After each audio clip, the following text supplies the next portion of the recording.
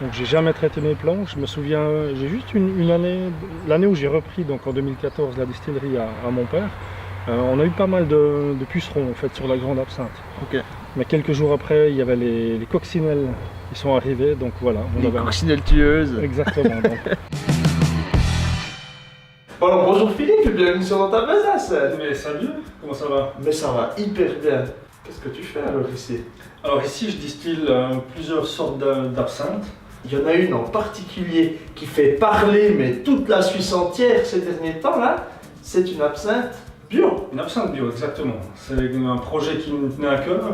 Ça trottait dans ma tête depuis quasiment le moment où j'ai repris la distillerie. Et puis ensuite, je me suis appliqué à faire quelque chose de bio. Et puis le projet, après 2 ans et demi de travail, il a abouti la semaine passée. Oh, ça c'est la grande classe. Du coup, alors, on va commencer un petit tour. On commence par où alors? On va commencer par le jardin. Allez, c'est parti.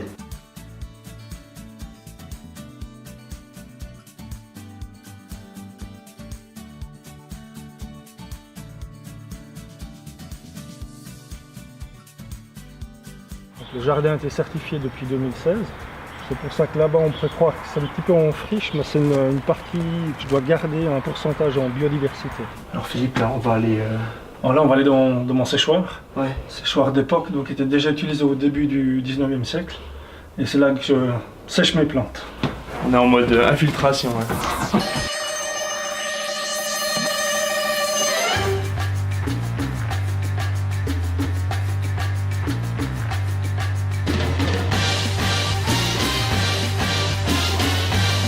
Donc là, Philippe, on est dans les vieilles cuisines de cette ferme, mon père. Exactement, c'était l'ancienne cuisine, donc on voit le sol qui est d'époque, donc du 18e siècle. Et puis je trouve une grande cheminée où j'ai mon 2e alambic. Tu distilles combien d'absinthes différentes ici? Alors là, maintenant j'ai 10 absinthes différentes. J'avais 8 absinthes et puis je me suis dit que ma gamme était déjà suffisamment grande. Mon père en avait 7, j'ai créé une. Je voulais quand même avoir ma petite touche personnelle. Ouais. Et puis après, je me suis dit peut-être partir un petit peu sur des séries limitées. Donc j'ai fait une absinthe vieillie en fût de chêne. Et puis finalement, cette absinthe bio qui me trottait justement dans la tête, comme je disais tout à l'heure. Donc c'est l'original en fait qui est le produit phare en fait chez moi, celle que les gens apprécient le plus. Et c'est celle-ci que j'ai déclinée en bio. En bio, oui. Alors il y a aussi, du coup, dans ton petit tour, une salle pour déguster. Exactement, donc ici je vais encore donner un petit peu l'histoire de l'absinthe et puis après on passe à côté donc au bar où les gens peuvent déguster mes absinthes. Ouais, on va pas faire toute la visite. Hein. Si vous voulez venir faire une petite visite chez Philippe, c'est sur le site internet. Donc on est là pour cette bouteille.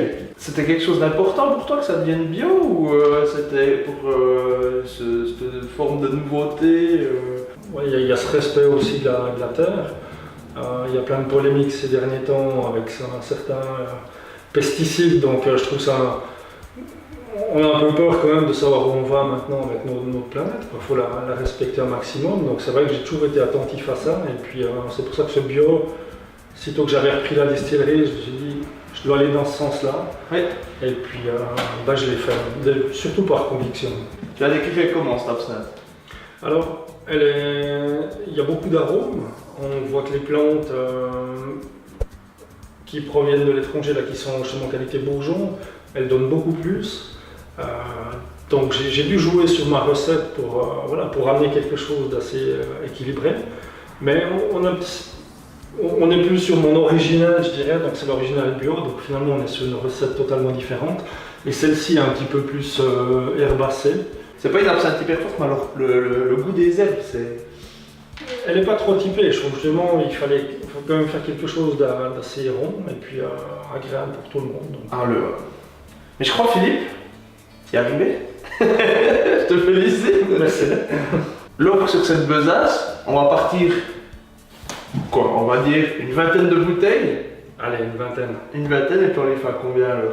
Alors c'est le prix promo besace à 60 francs. Alors si vous voulez plus d'informations sur Philippe et puis la Valotte Martin, c'est dans la description. Et si vous voulez profiter de cette super offre, attention, on n'a que 20, courez sur dantabesace.ch pour commander cette super offre. Et puis il n'y en a plus qu'à se dire Chobaiban. Merci d'avoir regardé. Va sur le site dantabesace.ch pour commander ton offre de la semaine à prix promo. Et si ça t'a plu, like, partage et abonne-toi. Et sur ce, Chobaiban. On peut voir en direct une folle course d'escargot. Non mais regardez-moi ça quoi. On voit Benny qui est quand même en avance, hein. Bon il est en train de faire une petite pause et puis Jackie au fond là il est en train de le rattraper.